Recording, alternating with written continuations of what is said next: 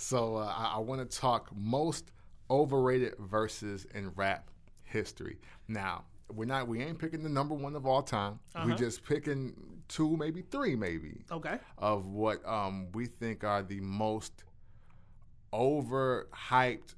Oh, you know what I'm saying? Just those verses like, you put it all the way up here, but it's really not that. Okay, now when you first sent this to me, I was racking my brain. Okay. For overrated verses. Okay. But I have an answer to this question. Okay. I'm gonna let you go first though, because I was like, I'm not sure, but I think I got a decent little answer. But I'm gonna let you go first. I want to hear what you got to say. All right, cool. So, all right, it's gonna ruffle some feathers. But my first pick for most overrated rap verse in hip hop's history is Biggie Smalls' verse, the Notorious B.I.G.'s verse on Notorious Thugs. Featuring Bone. That was one of my answers, but go ahead. Okay.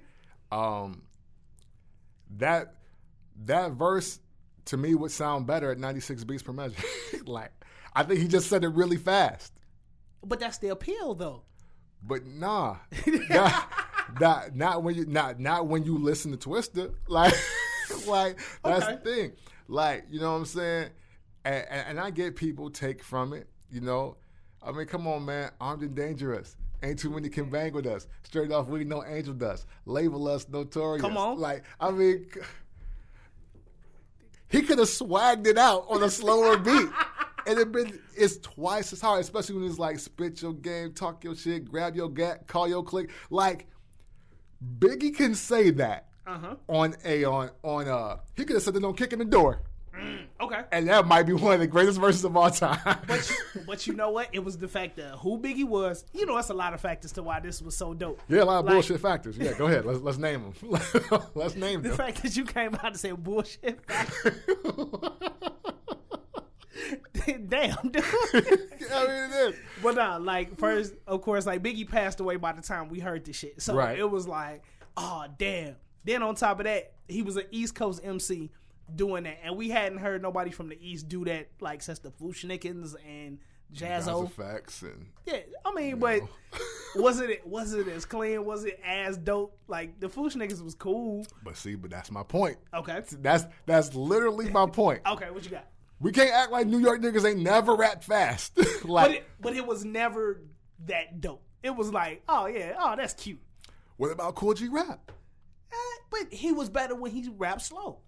But I mean, well, and I think it's kind of because we come from the Midwest, so we seen a lot of people do it way better. Right, and that's where it kicks in for me. Okay. It's like, first of all, you know what I'm saying? We got Twista here. Mm-hmm. And to me, like I said, even though Tech Nine is always up there, but Twista, and I think I told him this, if not, I'm going to tell him next time I speak to him. He's the only rapper I know that raps fast, but says something different every time. Like, there's literal bars to dissect when Twista's rapping fast. Oh, yeah, definitely. What Biggie did on Notorious Thugs was he just talked really fast a verse that was already pretty hot. Yeah, but it was the fact that he was able to pull it off. Like, I get what you're saying, because I did think about this, but I didn't want to shit on it. But at the same time, I was like, like, when you really boil it down to what it was like, he really just, people were amazed that he did that quicker than, because it ain't even like Bone or Twister fast. Yeah. It's just like, you could have, like, sped up the tempo on that in the studio. Yeah. I feel bad I'm shitting on this. But yeah. I mean, I'm sorry, but but like, yo, this is the equivalent of saying, ooh, to the fat kid that can really dance. Like, he doing the same shit the skinny kid is doing. Like, you applaud that much because he fat. Like, that's it. Like, and don't get me wrong, I'm not saying the verse is trash. Okay. It's just like, but come on, man. Like, the fact that there is, like, I think there's been think pieces. There's, like, segments of documentaries like, yeah, you know, Biggie said, I'm just going to they world. Like, come on, man. Are you kidding me? And you know what that is, though? I rally against them every week. That's East Coast media. Like, they really propping up they boy. And not taking shots at Biggie because Biggie is one of the greatest, but that's really like East Coast media like leaning heavy on the fact that he did that for a song where like Bone been doing it, Twista been doing it. Like this is the same year that Adrenaline Rush comes out, and Twista was in my top 5 for a long time. This man was like, I make musical miracles like Jesus of Nazareth. That was old to me. And to say that speed, it's crazy. Come on, man. Come on. And then look, and then we also got to think, how can we type that up? Then we hear Nigga What Nigga Who by Jay and Jazzo. Like how? Okay. Like, because Jazzo verse is super hard. Like, hey, I'm going to try to nail it for the podcast. When he was like, rolling ruler with bigger and bigger, nobody bigger than me and my nigga Jigga, you fly by night. Oh my God. Nigga. Come on. How can you do that? Oh man, I feel so bad that I'm raising points against Notorious Thug, but I feel you. But this is what I would say. Okay. Notorious Thugs has a better beat, I guess you could say. Like it has a more sinister beat when you think about it. And Biggie is helped out by the fact that Busy, shout out to him again, has a phenomenal opening verse. Like that opening verse before we get to Big kind of sets it up like, yo, they own. And this is Bone in their prime too. So yeah. I mean, hey, but yeah, that's my first pick. But you go ahead. Like, all right. Now this one is more recent for me. Okay. And I know you said verse, but I had to look at it like this whole thing was hype. It was gas. Sheether. Sheether is one of the most overrated joints I've heard in a minute. Like, yeah, she has some slick lines. And Nicki, but everyone was like, oh, she killed her. Oh, like, nah. Like, Sheether is really just aight. Like, in the pantheon of diss records. Like, it's so much wrong with that joint that I'm like, I'm not even a big Nicki fan like that. Right. Nicki is dope and everything. She the queen of rap and all that right now. But at the same time, like, was Remy really coming at, like, or was it just the fact that somebody finally said something to Nicki? But other than that, man, like, it was offbeat as hell. Like, I'm gonna keep it a buck. Like right now, Remy Flow is trash to me. Like she is offbeat all the time. She's like the female Silk the Shocker. Like she can't stay on beat to save her life. And it was like there was no to it. And it was like you was on like a beat that we already heard, and somebody did that better. Like fam, like Sheether is way overrated. Like I get it, it's cool and all, but nah, you can miss me with that. Yeah. People, and no, I agree wholeheartedly with this, I chalked that all up to people wanting to see Nicki lose so bad for something. Mm-hmm. Let Nicki lose at something, so we'll make it this. And y'all picked the worst thing for her to lose to, like word. You know what I'm saying? I mean, hell, Bodak Yellow was right around the corner. Y'all could have waited. Could have fucking waited. Could have just waited. You know what I'm saying? Then on top of that, it was like Nicki ain't even really lose. Like she lost by default. It was like she put out a single that was kind of, it was alright, didn't really move the units. And then like Remy then went and shot herself in the foot by releasing that whack ass disc right after. Like, are we even still talking about Sheether? Like, back to back still gets talked about. Right. Like, yo, that was a knockout punch. It kind of put Meek on his ass for a second. Like, a year later, ain't nobody talking about Sheether. Y'all don't even really care. That another one diss just might be the worst diss record by anyone signed to a major label ever. That might be. And the fact that was your follow-up over this overhyped joint. Mm-hmm. And then for that to be your back-to-back, you got to get so far the fuck out of here. I'm serious. Like, yo, you have to get so far. Like, it should take you a week to get back.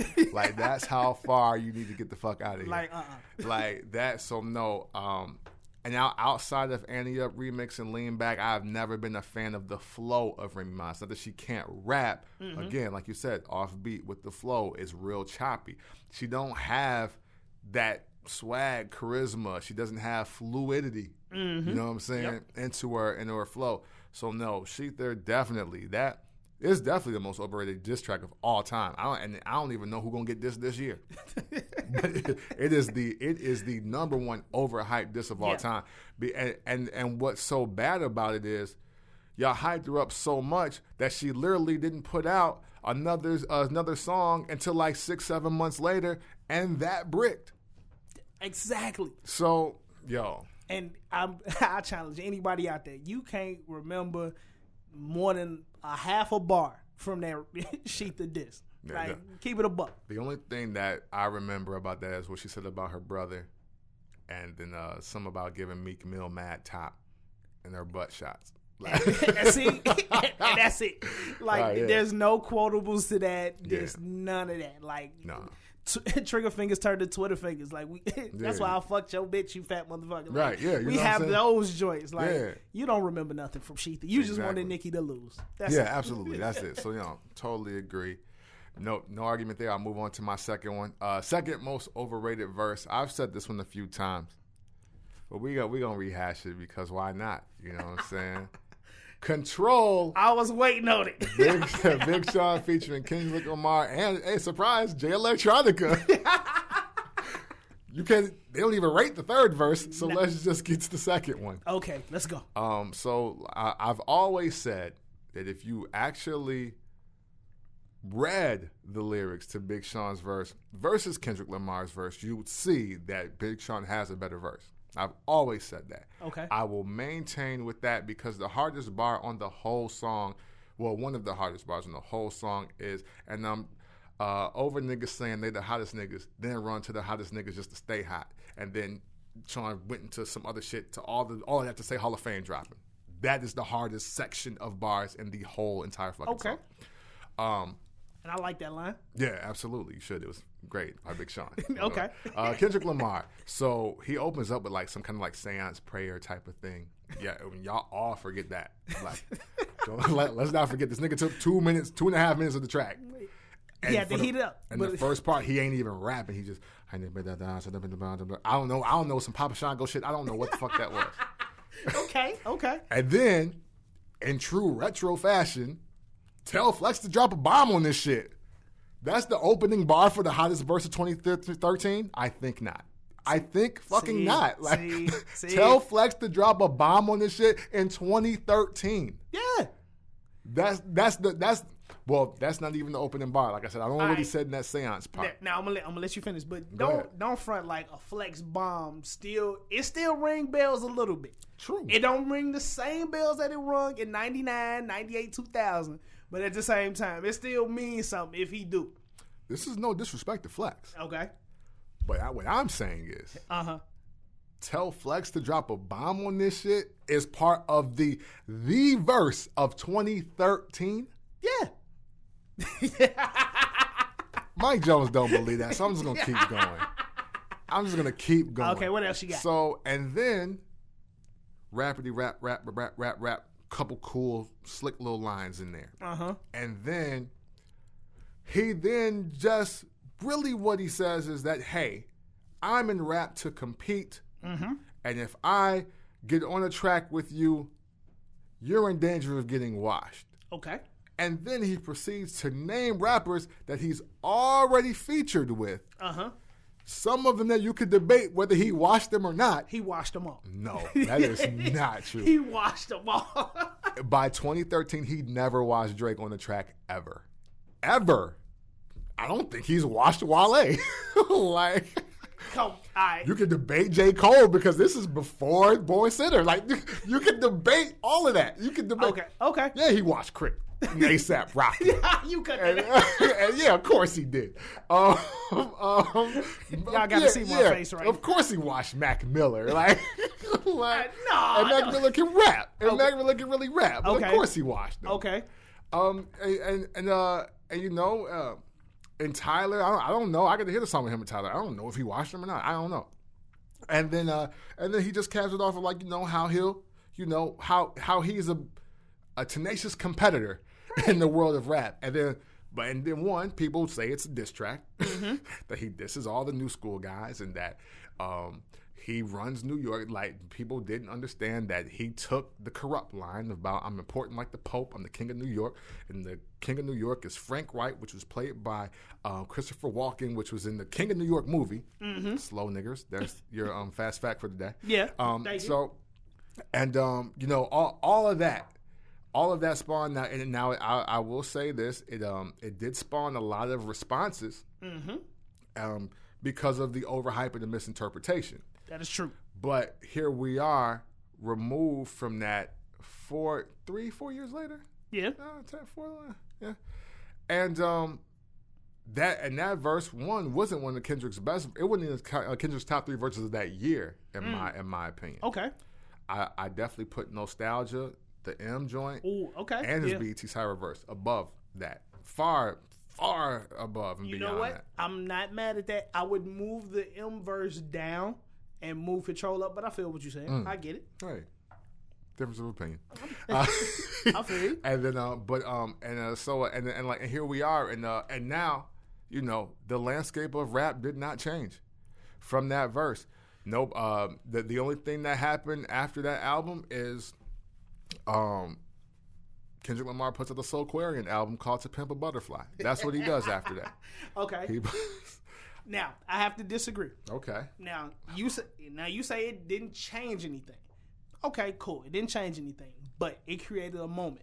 And that's what a lot of times hip-hop is based around. True. These moments that we all can go back to. It was like, yo, remember when Shorty did this, or when my favorite MC did that? And this is a moment that will live on forever, like Black Twitter and all. Like, it's in hip-hop history. Regardless if you really think the verse is dope or not, the fact that he had, like, everybody scrambling, talking about, where's the studio? I'm going to make a response. And as a lot of your favorite rappers didn't make no responses, kind of let you know where we were in hip-hop, and it helped Kendrick establish his dominance at the time, right? My rebuttal to that, okay, because you have a point, but I want you to be aware that your point can also be made for Sheether. No, it could be. That's why I'm throwing it out there. If it's the moment and social media, Black Twitter reacted, and this made people get to the studio. I mean, hey, this made Nicki go and make 3 songs and put them out. And this also opened up the lane for anybody to pop shit about Nicki, and they did it. I mean, hey, I'm just saying. Fair enough. Right, I'm just saying. Fair enough. I mean, that stance, you can apply the sheet there, and we both wrong. So, damn it, stop being logical. So what's your other track? What you got? Even though I highly disagree with you about the Control verse, because I was just, while you were saying it, I was looking up the lyrics, and to me, like, I think the name section is kind of what makes it a little more overblown, and people tend to say it's overhyped because of that. Right. But I think people are only focusing on that one section. The rest of the verse, to me, is very dope. Now, I can't quote it word for word. I ain't gonna front. Okay. But it's parts of that verse where I was like, yo, that shit was fire. That shit was fire. You just got to go back and listen to it. Take the name part out and take the hype away. I think the verse is dope. But I digress. Okay. I'm going to go to my picks. Now, and I even hate saying this because this comes from the greatest group of all time. But I have to say, any Andre 3000 verse post 2007 is a little overblown. With the exception of his December remix verse that came out in 2016. I think that verse was very dope. Okay. Because he really got down with some young cats.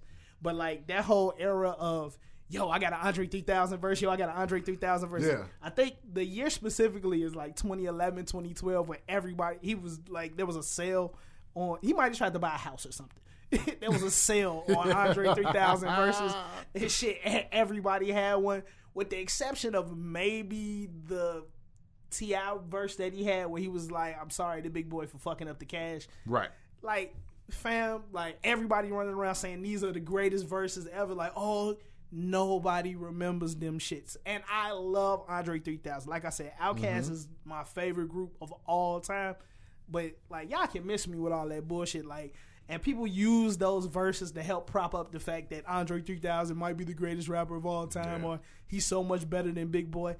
Stop that bullshit. Like, them was just, like specifically the 16 Ain't Enough verse on the Rick Ross album. Oh my God. Them is just long-winded like raps. Like I get it. Like they were dope for what they were. But fam, y'all gotta stop that shit. Like using them verses to say Andre is that great. Man, Andre is great because of Outkast. That solo shit is dope. But fam, miss me with all that shit. Because if he was just doing all of that by himself, nobody would give a fuck. Like just to keep it a buck. Absolutely not. I'm glad you said it because I was going to go Andre 3000 if we were going to do a third round, but I don't even need to. I'm glad you said that because I've been saying this since the International Players Anthem. Okay. If my requirement as a rapper was 100 bars a year, I'd be one of the greatest too. Yeah, that's a fact. If I just got to put out 2-3 songs, not even songs, if I'm 2 to 3 verses a year, yeah, you gonna craft some. I'll heat. go for 50. I'll go for 24. And I might give you another 32 to 50. Yeah. Who knows? Yep.